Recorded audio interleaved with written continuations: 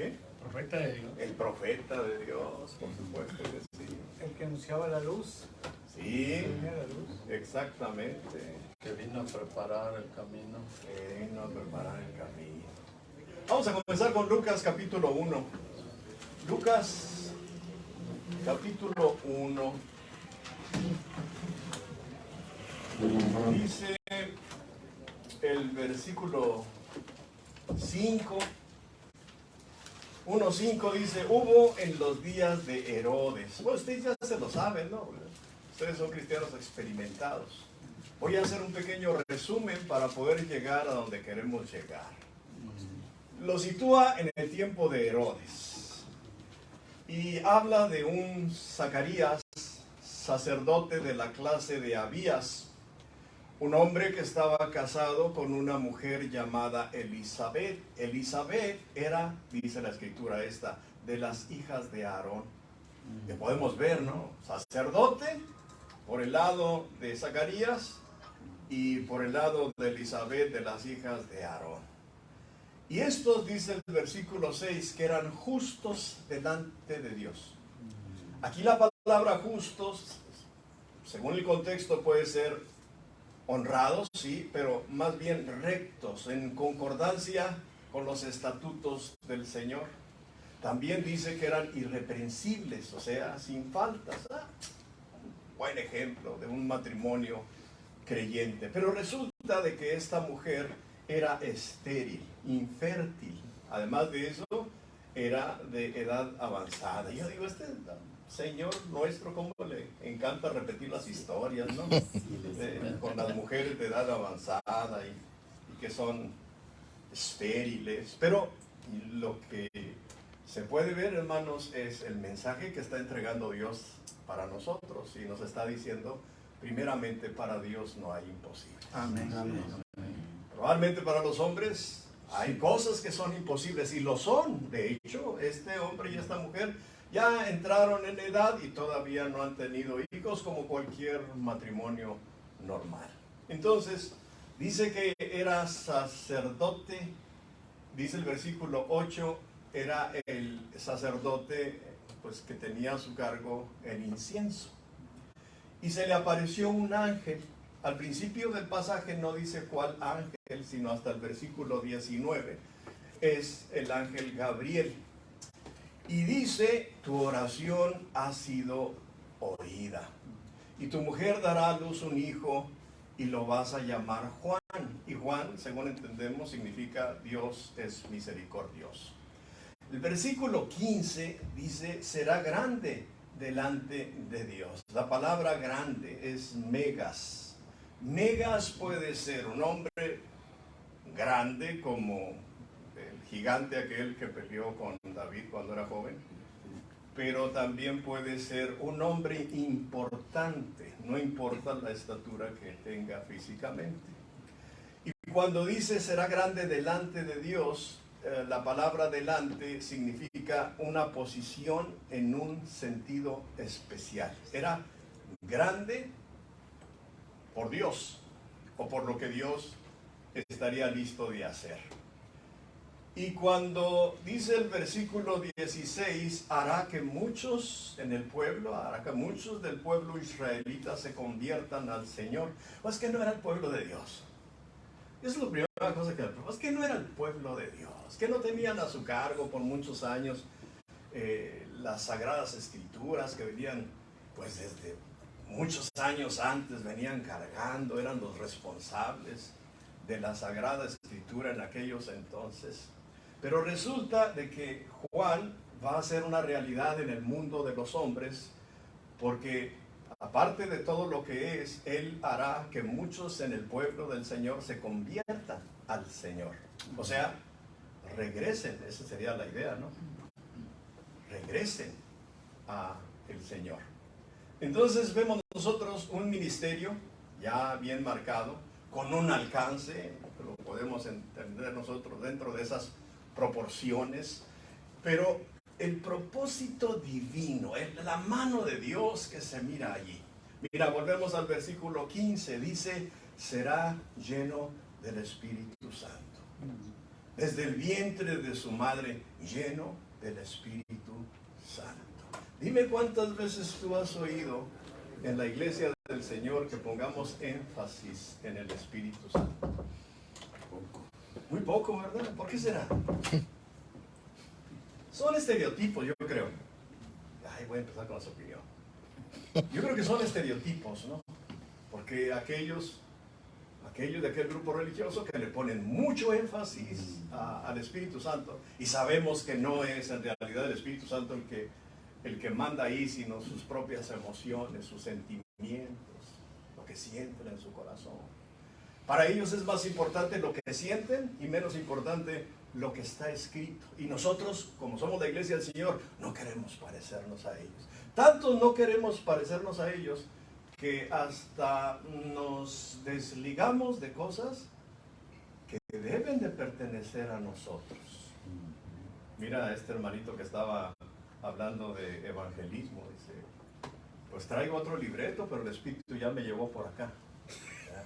Y cuando lo oyes así, oyes a un orador que dice eso, entonces dices, entonces ¿para qué te preparaste? Si llevas un libreto, ¿no? Te preparaste, pero el Espíritu Santo te lleva por otro lado, pues entonces, pues no hagas nada, nomás párate enfrente y ahora sí como Estrada ahorita, Señor, que tu Espíritu tome el control de todo. Ya, asunto arreglado. Es que no es tan sencillo como eso. No es sencillo, no es tan sencillo como eso. Pero esto del Espíritu Santo, hermanos, tiene que ser de suma importancia entre nosotros. Debemos entenderlo cabalmente. Tal vez por eso no nos queremos meter en camisas de 11 varas, porque no lo entendemos. Probablemente, yo no sé. Pero aquí dice que será lleno del Espíritu Santo desde el vientre de su madre. Entonces vemos un ministerio que el Señor le va a asignar con propósito divino. Y también vemos pues la parte espiritual, ¿no? Señalado por el dedo de Dios, lleno del Espíritu Santo desde el vientre de su madre. Pero luego Zacarías no lo cree. ¿Cómo va a ser eso? Sí. ¿Cuántas veces le habrán hecho la lucha ya en todos sus años? Ya llegaron a viejos y no pasa nada. Y el ángel le dice, bueno, pues te vas a quedar mudo porque no creíste. Vas a recobrar el habla ya cuando nazca el niño. Y luego hay este otro episodio aparte, porque Elizabeth queda embarazada, así como dijo el ángel a su tiempo. Pero en Lucas el mismo capítulo, del versículo 26 en adelante, habla de esa anunciación con la mujer llamada María, que tenía una característica, era virgen. Y llega el ángel y le dice, pues así como le dice, ¿no? María, salve, y darás a luz un hijo. Y ella pregunta, ¿y cómo va a ser esto si no conozco varón?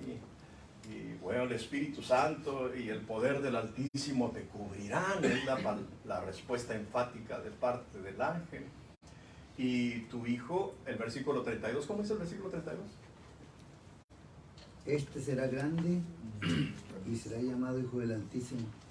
Va a ser grande, dígate también va a ser grande. Así como le dijo también de Juan, y va a ser grande, también a va a ser grande, pero tiene una diferencia. Será llamado Hijo del Altísimo. Entonces hay una visita de estas dos mujeres, se encuentran, y cuando Elizabeth oyó el saludo de María, dice el versículo 41, y es muy importante esto, dice el versículo 41 que la criatura saltó en el vientre de Elizabeth. Pues yo me puse a investigar qué significa saltó, porque esto es inusual, ¿no? En mi experiencia, cuando mi mujer quedó embarazada, tuvimos 3 hijos. Han de saber ustedes que ya cumplí 51 años de casado. Bendito sea Dios. 51 años de casado. Y le dije el otro día, mi vida, si volviéramos a nacer, yo me volvería a casar contigo. Y luego ella volvió y me dijo, pues me preguntas. Pues me preguntas. Cuando ella me decía, estoy esperando, cuando me anunció del primero, estoy esperando, Dios mío, que probé la gloria, hermanos, y estar en la gloria, dije yo, qué cosa tan maravillosa, ese sentimiento, ¿no? De tener un hijo, una extensión mía, wow, qué bendición. Y ahí a donde voy, mira, tócale, mira, se está moviendo. Sí, se está moviendo. Bendito sea el Señor. Pero llegó María embarazada. Esta Elizabeth estaba embarazada y cuando oyó el saludo de María, dice, en la escritura dice que esta criatura en el vientre de la mujer saltó. Entonces, este salto tiene un significado, hermanos, porque significa un salto de un gozo muy grande. Algo que sucede cuando está sumamente gozoso. Pero ¿cómo puede ser que una criatura de 6 meses esté gozoso? Tiene que ser algo de parte de Dios, ¿no? Y aparte de eso, dice que fue llena del Espíritu Santo. Dice, y fue llena del Espíritu Santo. Entonces la construcción gramatical, porque es palabra de Dios, la construcción gramatical nos lleva a pensar que cuando llegó María y saludó el bebé, que era Juan el Bautista, brincó de gozo y al mismo tiempo fue llena del Espíritu Santo. Como si ese brinco fuera un gatillo que detonó al Espíritu Santo en ella. Es gramaticalmente hablando, como les digo. Pero parece ser que estaban pues en la misma sintonía, ¿no? Lo que traía María en su vientre y lo que traía Elizabeth en su vientre. Entonces, cuando el bebé brinca, ¿es una reacción natural? No, no tiene que ser una reacción natural. Podría ser natural diciendo que está en la misma sintonía, pero más bien es una reacción sobrenatural, algo que no pertenece a lo natural. Y entonces viene, hermanos, el nacimiento de Juan. Y ahí es cuando Zacarías comienza a hablar y dice el versículo 67. Zacarías lleno del Espíritu Santo. Claro, qué cosa tan maravillosa, ¿no? La mujer llena del Espíritu Santo, Zacarías lleno del Espíritu Santo, el bebé del vientre lleno del Espíritu Santo. Y encontramos nosotros lo que Zacarías dice, esa bendición, pero principalmente el versículo que es 76. ¿Qué dice el versículo 76? Y tú, niño, profeta del Altísimo, serás llamado, porque irás delante de la presencia del Señor para preparar sus caminos. Es la bendición, ¿no? La pronunciación de una bendición de Zacarías para con su hijo. Y tú, niño, está hablando a Juan, y tú, niño, profeta del Altísimo, serás llamado. Es un señalamiento profético, por supuesto, pero es el Espíritu Santo, ¿no? En círculo. Amén. Es cerrando círculos, es el Espíritu del Señor cerrando círculos. Y un profeta, hermanos, ¿hay algún profeta aquí entre nosotros que levante la mano?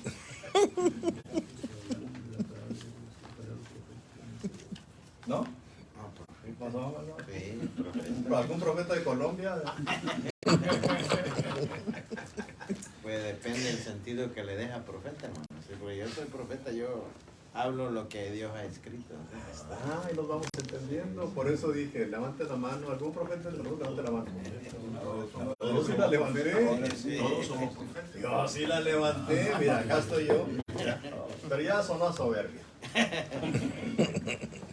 Entonces, profeta es aquel que habla de parte de Dios. No necesariamente una profecía que se tiene que cumplir, aunque se usaba en aquellos entonces, pero sí, pues, lo que viene de parte del Señor. Y hay cosas que cuando estamos en el sermón, estamos en el estudio, los que estamos recibiendo la palabra decimos, mira, de veras. ¿Ya? Entonces es un profeta el que está hablando. Entonces en resumen, es Juan, propósito de Dios, profeta, hijo de Zacarías y de Elizabeth. Yo lo veo como un hombre, Juan el Bautista, que trae el sacerdocio sobre su hombro, porque es hijo de sacerdote, de las dos líneas. Es hijo de Zacarías, sacerdote, y es hijo de esta mujer, de las hijas de Aarón. Entonces es un sacerdocio sobre su hombro, porque en aquellos entonces así era el sacerdocio, ¿no? Y este niño salta de alegría en el vientre a los 6 meses de gestación, y es una cosa maravillosa, lleno del Espíritu Santo. Será grande, dice la Escritura, y comienza su ministerio. Así como lo dijo el Señor, así comienza su ministerio, hermanos, en el desierto, vestido con pelo de camello y comiendo langostas. Dijo una vez un hermano, no, hombre, pues qué chulada, pura langosta. Imagínate tú. No, le digo, son chapulines. No, hermano, ahí dice langosta. Sí. Dale, pues pueda buscar lo que es langosta. Puro chicharrón.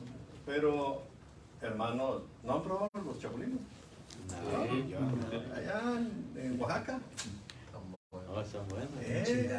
¿Sabe? Bueno, sí, cómo no. Le dije a un hermano allá en Oaxaca, le dije, voy al mercado porque quiero llevar chapulines a mi casa. Dijo, no, yo voy, no. Le dije, ¿yo puedo, hermano? No, a usted le van a vender puras cochinadas. Digo, a nosotros los de Oaxaca no nos pueden vender cochinadas, nosotros sabemos cuál es el buen chapulín. Bueno, sal del pues. Entonces, ¿dónde nos quedamos? Sí. Me hizo agua en la boca. Vestido de pelo de camello, come langostas y predica en el desierto. Es algo pues muy inusual. Por lo que se viene leyendo, pues esto es inusual. Porque pues todos los predicadores queremos predicar en las conferencias del Golfo. No necesariamente. Ya nos sentimos honrados. Hermano, ¿puede venir a la... Sí, cómo no, hermano. Gracias por venir. Lo más falta que a mi madre le haya dicho, será grande. No le dijo nada. Hasta se sorprendió cuando le dije, madre, me voy a bautizar. Pero bueno. Y su mensaje, en Lucas capítulo 3, era el bautismo de arrepentimiento. Y aquí arrepentimiento es un cambio de mente. Por eso dice, vas a salvar a muchos de tu pueblo. Los vas a hacer volver al Señor. Los vas a lograr que regresen al Señor. Porque significa un cambio de mente. Y siempre lo ilustro de esta manera. Porque en mí es recurrente. Voy perdido, voy hacia la perdición, voy al infierno y oigo la voz de mi Señor que me dice, ¡Hey, Salvador! No es por allá, es por acá. Por Él, ¿no? Porque Él es el camino. Es por acá. Y yo oigo la voz del Señor y decimos algunos, no, me doy un giro de 360 grados y vuelvo al Señor. No, hombre, 360 vas con el mismo. Será 180. 180 grados, media vuelta y regresar al Señor. Ese es el cambio de mente. Y también dice que es para perdón de pecados. Pocas veces ponemos nuestra atención en el bautismo de Juan. Era para arrepentimiento y era para perdón de pecados. Y la palabra para es una preposición que significa, implica un movimiento hacia adentro para ponerlos hacia adentro del perdón de los pecados. Este es Juan el Bautista. Pero el perdón de pecados, hermanos, es condicional, ¿no? Tiene que haber un cambio de mente. Estamos hablando del pueblo judío, no estamos hablando de los gentiles. Todavía el evangelio aquí todavía no era para nosotros. es condicional, y condicional quiere decir que para salir de la A y llegar a la B hay una condición. Hay una condición. Y de hecho el nacimiento de Juan el Bautista fue condicional, pero no está condicionado a lo físico, está condicionado al Señor, porque en lo físico era su papá viejo, era su mamá vieja y aparte era estéril. Y para que tuviesen un hijo se necesitaba que en lo espiritual, la fuerza de la eternidad, hermanos, llegara a ellos para que Dios hiciera su voluntad en ellos. Entonces, lo condicional no es condicionado por lo físico, sino que es condicionado por lo espiritual. Y luego, es como si le dijera a Zacarías, Zacarías, ya oí tu oración, quieres ser padre. Tus oraciones, dice, el Señor ha oído tus oraciones. Entonces, no depende de ti, Zacarías, ni de Elizabeth, menos de Elizabeth, porque aparte es estéril. Depende de mí. Es algo que está reafirmando lo que es Dios. Es algo que depende de mí. Si es condicional, la condición reside en mí, yo, tu creador, el omnipotente, el que puede hacer todas las cosas. Y Juan es el resultado de Dios, de su plan, de su sabiduría.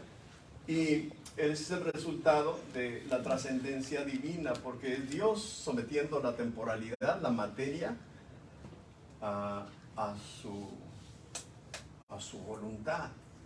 Y el resultado es un personaje en el tiempo y en el espacio. Primeramente se gestó en el vientre de su madre y luego dio a luz y ocupó un lugar en el tiempo y en el espacio. Pero aún desde el vientre de su madre dice que estaba lleno del Espíritu Santo. Creo que esto tiene que decirnos algo, aunque todavía no encuentro qué. Exactamente, no lo puedo poner por palabras. Que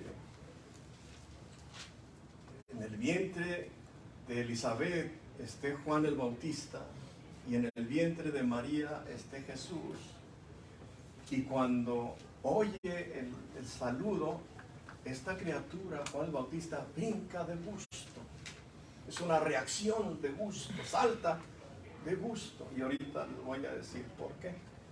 Entonces Juan el Bautista se constituye, hermanos, un enlace, un vínculo, una conexión entre Dios y los hombres. Es como cliquear en el link, ¿no? Eso es maravilloso en las computadoras. Nomás hazle clic, ¿no? Y si le hace uno clic y ahí está, fácil. Pero también es una señal de parte de Dios lo que este hombre viene a hacer entre los hombres. Es una marca, es un hombre que marca algo que va a suceder en el mundo. Es un profeta que hablará por Dios. Y luego les iba a decir 9:15, dice, pero ese es un teléfono que me dieron. Aquí lo apunté. No, hombre, qué bárbaro. Bien, ya vamos.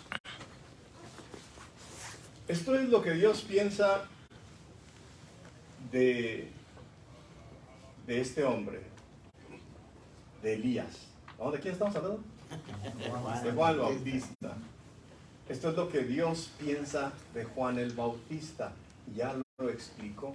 Ahora vamos a ver lo que piensa el Señor Jesucristo. Y para esto vamos a ir a Mateo rápidamente.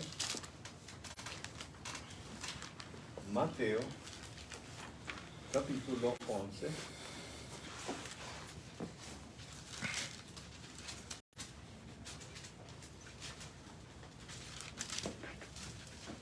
Dice Mateo 11:7.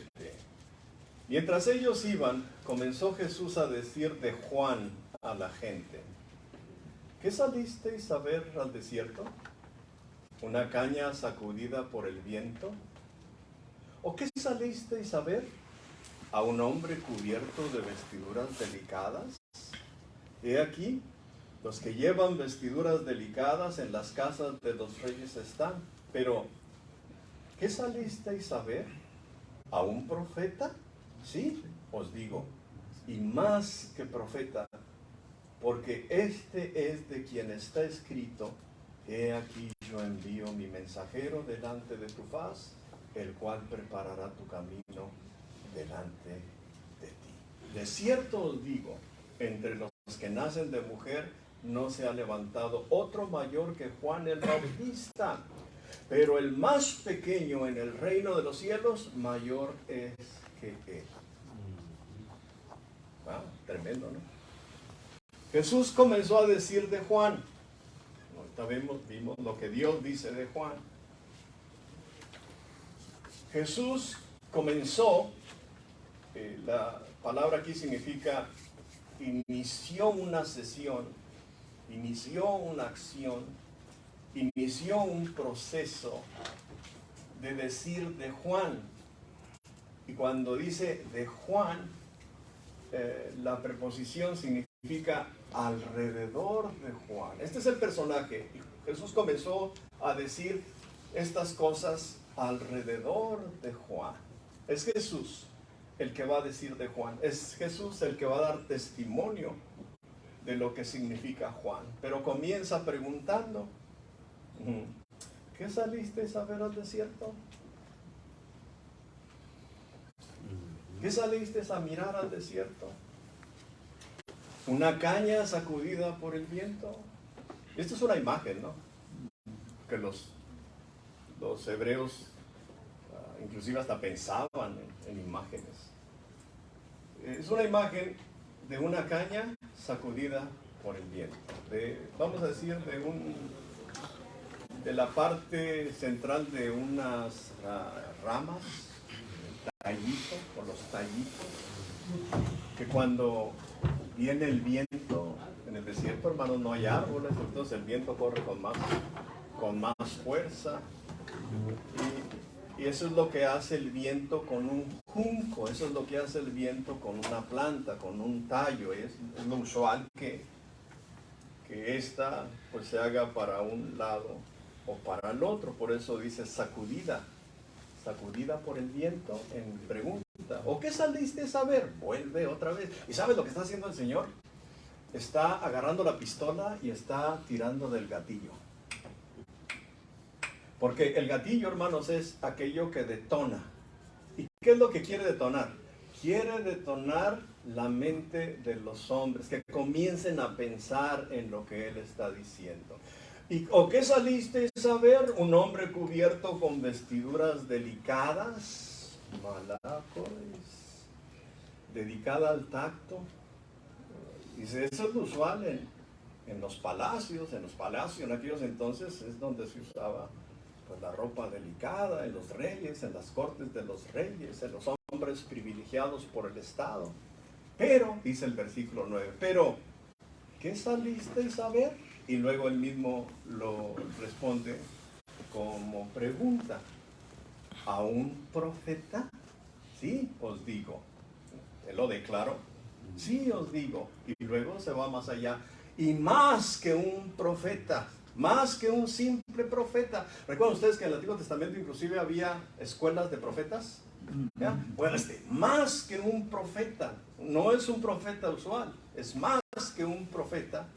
Versículo 10, porque este es de quien está escrito, y está formando un nexo, un link, un eslabón entre lo que se había dicho en el Antiguo Testamento, en las escrituras antiguas, y en el cumplimiento. Bien. ¿Y a dónde nos lleva? Pues a Malaquías capítulo 3. ¿Usted sí sabe dónde está Malaquías? En la Biblia. El último libro del Antiguo Testamento. Aquí es donde se pone buena la cosa. No, si de por sí está buena, pero más buena. Malaquías 3 dice: he aquí, yo envío mi mensajero, el cual preparará el camino delante de mí, y vendrá súbitamente a su templo, el Señor, a quien vosotros buscáis, y el ángel del pacto, a quien deseáis vosotros, he aquí viene, ha dicho Jehová de los ejércitos. Pues, ¿por qué tendremos que estar usando Reina Valera 1960? Porque esto es español de España, ¿verdad? Yo batallo con la lengua, se me lengua la traba cuando estoy hablando o leyendo esto. Pero pues bueno, así estamos impuestos. Es tradicional. ¿Y quién podrá soportar el tiempo de su venida? ¿O quién podrá estar en pie cuando Él se manifieste? Porque Él es como fuego purificador y como jabón de lavadores. Y se sentará para afinar y limpiar la plata, porque limpiará a los hijos de Leví, los afinará como oro y como a plata, y traerán a Jehová ofrenda en justicia. Y será grata a Jehová la ofrenda de Judá y de Jerusalén, como en los días pasados, como en los años antiguos. ¿Cómo se llama este libro? Es la palabra que está allí cuando dice mi mensajero, mensajero. Es la palabra Malaquí. Creo que en hebreo son 3 partes de la palabra. Yo no entiendo hebreo. Malaquí. Y es un ser sobrenatural que sirve a Dios. Pongan esto en su mente. Malaquí es el mensajero, es un ser sobrenatural que sirve a Dios. Es un tipo de ángel, pero yo diría más que un ángel. Es un tipo de mensajero, pero hemos visto que es más que simplemente un mensajero. Y tiene propósitos, es comenzar a construir, el cual preparará el camino delante de mí, dice el Señor. Y cuando este comienza a construir es un movimiento lineal y de pronto, algo que no estaba y luego comienza a suceder. Y luego dice, y vendrá súbitamente a su templo el Señor a quien vosotros buscáis. Bueno, la búsqueda ya va a ser solucionada. Y el ángel del pacto, a quien deseáis vosotros, aquí viene, ha dicho Jehová de los ejércitos. Curiosamente, aquí el ángel, es otra vez la palabra Malaquí. ¿Y qué significa Malaquí? Un ser sobrenatural que sirve a Dios. Un ser sobrenatural que sirve a Dios. Ha dicho Jehová de los ejércitos. No hay más fiel que el Señor. El Señor es todo fidelidad. Cuando Él dice algo, lo cumple. Y viene el fiel cumplimiento. Y viene con lo que dice ciertas características. ¿Y quién podrá soportar el tiempo de su venida? ¿O quién podrá estar en pie cuando Él se manifieste? Porque Él es como fuego purificador y como jabón de lavadores. Bueno, son dos figuras, ¿no? Y nos lleva a la idea de ser insoportable. Esa es la idea, insoportable. ¿Quién lo podrá soportar? No se va a poder soportar, dice el Señor. Es como fuego, y el fuego que purifica, y es como lejía. Imagínese usted que lo manden a bañarse a usted con un estropajo metálico y con lejía. Pues ¿qué le va a quedar de pie? Insoportable sería el concepto. Está hablando de el ángel del pacto. Primero es el Malaquí, el Juan el Bautista, y luego es el ángel del pacto. Y se sentará para afinar y limpiar la plata, porque limpiará a los hijos de Leví, los afinará como oro y como a plata, y traerán a Jehová ofrenda en justicia. Ok, hermanos queridos, ¿alguno de la tribu de Leví aquí que levante la mano? ¿No hay? ¿Y en Colombia? Apocalipsis dice que todos somos sacerdotes. Vamos hilando, ¿no? Ya. ¿Qué no dice que aquellas cosas fueron la sombra de lo venido? Hermanos, yo para entender Salvador Estrada, predicador, tuve que ir a entender los levitas, porque el Nuevo Testamento no me daba mucho. Era nomás lo básico. ¿Y saben qué era lo básico en mis tiempos? lo que dicen los santos sacros comentarios. Los predicadores nos sentábamos vamos a hacer el sermón el sábado en la noche, porque ya hoy nos perdió todo el tiempo. La Biblia abierta, un papel para escribir y un comentario para que nos dijera lo que dice la Biblia. Y luego armábamos el sermón repitiendo lo que dice el comentario. Entonces dije yo, pues ¿para qué queremos la Biblia? Pues nomás agarra el comentario y ya, con eso tienes. Ya. Pero ese no me ayudó mucho, esa forma de poder entender las cosas. Y porque los levitas, hermanos, aquellos eran la sombra de levitas verdaderos. Mira, Jesús, el sumo sacerdote en la ley, era la sombra del sumo sacerdote real, que es Cristo Jesús. Y aún dice, según el orden de Melquisedec. O sea, hasta se brinca la ley y se va hasta Melquisedec. Ese Melquisedec que estuvo presente delante de Abraham, ¿no? Cuando regresó de haber vencido a los reyes, y salió Melquisedec y sacó pan y sacó vino, y Abraham le dio el diezmo de todo. Ese es el sumo sacerdote según el orden de Melquisedec. Y en Jesús, hermanos, se levanta nuestro gran sumo sacerdote según el orden de Melquisedec. Pero todavía no nos vamos hasta allá, vamos a quedarnos en la ley. Todavía Aarón era la sombra de este gran sumo sacerdote. Y si los levitas eran la tribu que ayudaba al sacerdocio, y eran sacerdotes porque ministraban en el templo, ellos eran la sombra de los verdaderos. Y yo empiezo a buscar entre la iglesia de Cristo, a ver, ¿algún levita aquí? ¿Algún levita aquí? Sí, hermanos, valórense. Porque ¿sabes quiénes somos los levitas? Los que servimos al Señor en cuerpo y alma. Amén. Esos somos los levitas verdaderos. No ellos, nosotros somos los levitas verdaderos. Y luego aquí es donde la piel se me pone a enchinar, porque dice: y se sentará para afinar y limpiar la plata, porque limpiará a los hijos de Leví. ¿Y sabes cuáles son estos? Nosotros, los sacerdotes de este tiempo.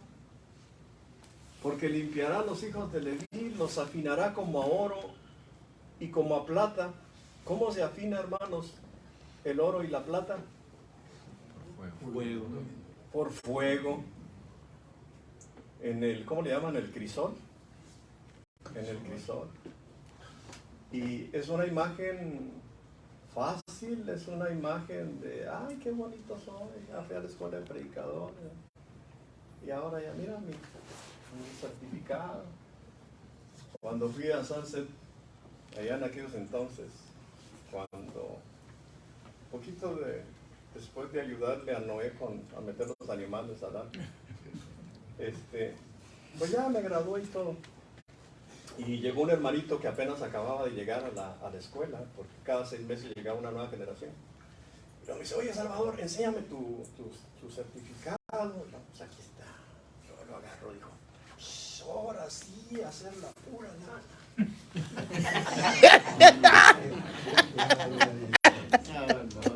¿Trasquilar ovejas o qué estás hablando, hermano?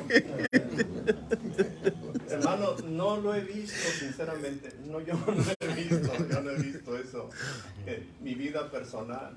Yo no he visto, hermano, que agarré un certificado para trasquilar borregadas. O no se dejan, o no he encontrado un buen hato de borregos. Pero aquí dice que afinará a los hijos de Leví, los reales. Estamos concluyendo, los reales sacerdotes, los reales levitas, y los afinará como al oro y la plata, o sea, en crisol. Y eso es, hermanos, para retirar las impurezas. Para eso se usa limpiar el metal, para retirar las impurezas y quede más puro. ¿Queden más puros quiénes? Los hijos de Leví. ¿Y qué hacen los hijos de Leví? Pues son sacerdotes. Y Zacarías, hermanos, era levita, sacerdote de la clase de Abías. Y Juan el Bautista, por línea familiar, hereditaria, Juan el Bautista también es un levita y es un sacerdote. Por su padre, él viene a ser también sacerdote. ¿Y qué es lo que hacen los sacerdotes? Ministran en el templo. Algunos hacían unas cosas, otros hacían otros, pero ¿a dónde llegaba todo? Hacer el sacrificio, cortarlo en pedazos, tomar la sangre. El sumo sacerdote entraba en el propiciatorio, vertía la sangre y el resto del animal se quemaba en el altar de fuego. Pero eso es lo que hacían los levitas. Por eso dice: y será grata a Jehová la ofrenda de Judá y de Jerusalén, como en los días pasados y como en los años antiguos. A eso llegamos. Y será grata a Jehová la ofrenda de Judá. ¿Cuál es la ofrenda de Judá? Fíjate, es que este Juan Bautista era tremendo. Juan el Bautista es el profeta, el ungido de Dios, el escogido de Dios. Es sacerdote, es levita, y los sacerdotes agarraban las ofrendas del pueblo y las entregaban a Dios. Esa es prácticamente su función: tomar la ofrenda del pueblo y entregarla al Señor. ¿Acaso no es, hermanos, lo que está haciendo Juan el Bautista con el Señor Jesucristo de la tribu de Judá? Él lo está presentando como sacrificio. Le está diciendo: he aquí el Cordero de Dios que quita el pecado del mundo. ¿Y qué vas a hacer con él, Juan el Bautista? Lo voy a ofrecer al Señor. Esa es la idea, ¿no? Es la imagen. Voy a tomar ese sacrificio de Judá y lo voy a entregar al Señor. Para eso fue llamado Juan el Bautista. Esa es cosa maravillosa, no es cualquier cosa. Y cuando dice la tribu de Judá, especifica que es la ofrenda, pues, que nos lleva a pensar en el Cordero de Dios que quita el pecado del mundo. Y luego cuando dice y de Jerusalén, pues Jerusalén siempre es la imagen del pueblo de Dios. Somos nosotros. Él toma los sacrificios, los sacerdotes toman los sacrificios del pueblo y lo entregan a Dios. Entonces se puede ver, hermanos, este nuevo sacerdocio marcado por Juan el Bautista, levitas espirituales pasados por crisol, perfectos porque se quitan las impurezas, los levitas perfectos para traer las ofrendas al Señor. Y dice: como en los días pasados y como en los años antiguos. ¿Cómo? ¿Cómo en los años pasados? ¿Por qué? ¿Qué importancia tienen los años pasados, los tiempos antiguos? ¿Qué tienen que ver con esto que está diciendo?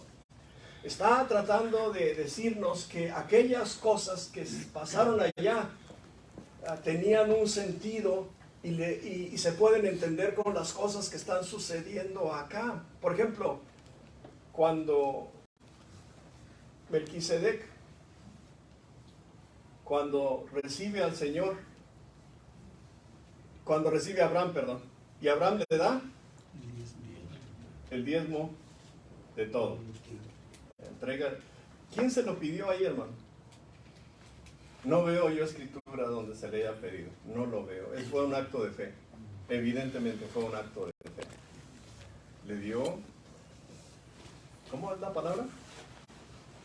Ni la sabemos. ¿Cómo se dice? ¿10 qué? 10%. Ah, el diezmo. Cuando hablamos de diezmo nos asustamos. Ya estamos como los pentecostales. Ya este pastor ya se quiere hacer rico y eso y esto otro. Hermanos queridos, Yo creo que el diezmo nos llega a nosotros como un concepto, más que un 10%, nos llega como un concepto de una ofrenda que fue por fe, una ofrenda que es personal, porque Abraham decidió hacerlo, es su persona, es circunstancial, porque traía lo que había quitado a los otros reyes, era personal, circunstancial y sacrificial, porque todas las ofrendas son sacrificiales, porque te desligas de algo que es tuyo, que te pertenece, y lo entregas al Señor. ¿Acaso no es la misma idea desde el principio cuando Caín y Abel, que llegó Abel con su ofrenda al Señor con lo mejor de su ganado? Según entiendo, dice, lo más grasoso de su ganado. Y luego entró Caín con lo que había levantado de la tierra, y el Señor se agradó más de la ofrenda de Abel. Y dicen los comentarios, es que es el sacrificio, es el cordero. No, eso no es cierto, eso no dice la Biblia. La Biblia dice que el corazón de Abel, la fe de Abel, fue la que hizo una ofrenda que el Señor aceptó. Entonces, ¿qué? Tenemos que llegar, hermanos, a rehacer, no como la práctica de los antiguos, porque el Señor vino a espiritualizar todo. Desde Jesús para acá, todas aquellas cosas se convierten en algo más maravilloso y espiritual.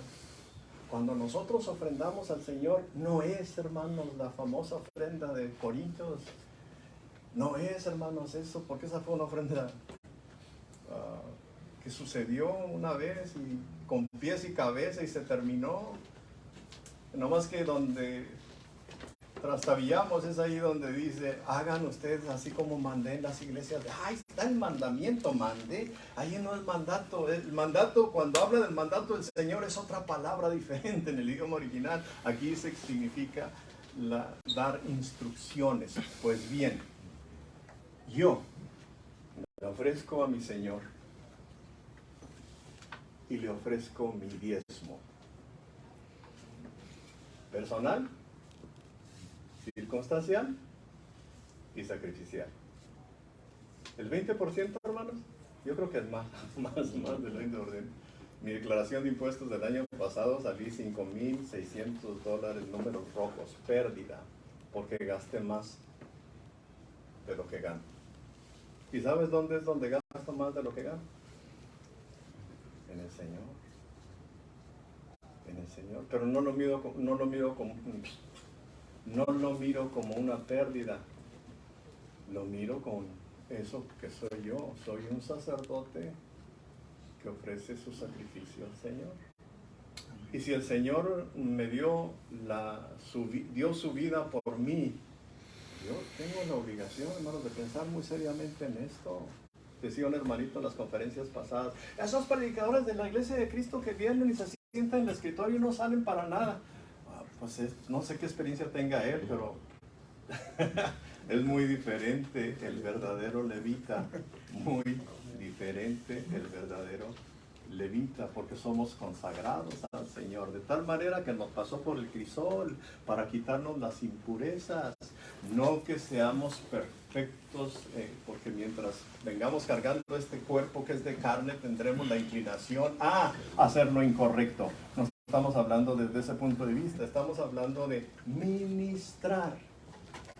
¿Qué no es lo que hicieron los hermanos que predicaron hoy? Y me gozo, le digo al hermano, me quito el sombrero. Gloria a Dios, hermano. Bien hecho. Y cada uno.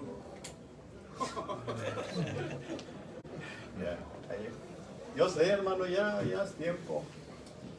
Bien, vamos a dejarlo hasta aquí, nada más con 2 minutitos. ¿Qué aprendimos, hermano, de Juan el Bautista? Cuando entraron ustedes a este cuarto les dije, ¿qué imagen tienen de Juan el Bautista? La tienen, muy bien. ¿Pueden salir de este lugar con una imagen mejorada de Juan el Bautista? Amén. ¿O ya la tenían también? Porque Es factible. Siempre se aprende. Siempre se aprende, ¿verdad? Y es maravilloso, hermano. Y hay que empezar nosotros mismos a tomar el valor que el mismo Señor nos ha dado. A no menospreciarnos porque somos especiales para el Señor.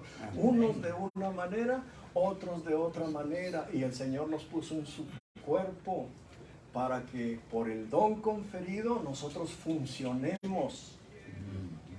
Y cuando eso sucede, hermanos, qué chulada de iglesia. Bien, ¿qué más? ¿Son? Gracias a Dios, hermano, por usted. ¿Perdón? Gracias a Dios por usted, hermano. Gracias a Dios por el Señor. Gracias a Dios por darnos la oportunidad. Amén. Seguro que sí. Tratamos de hacerlo.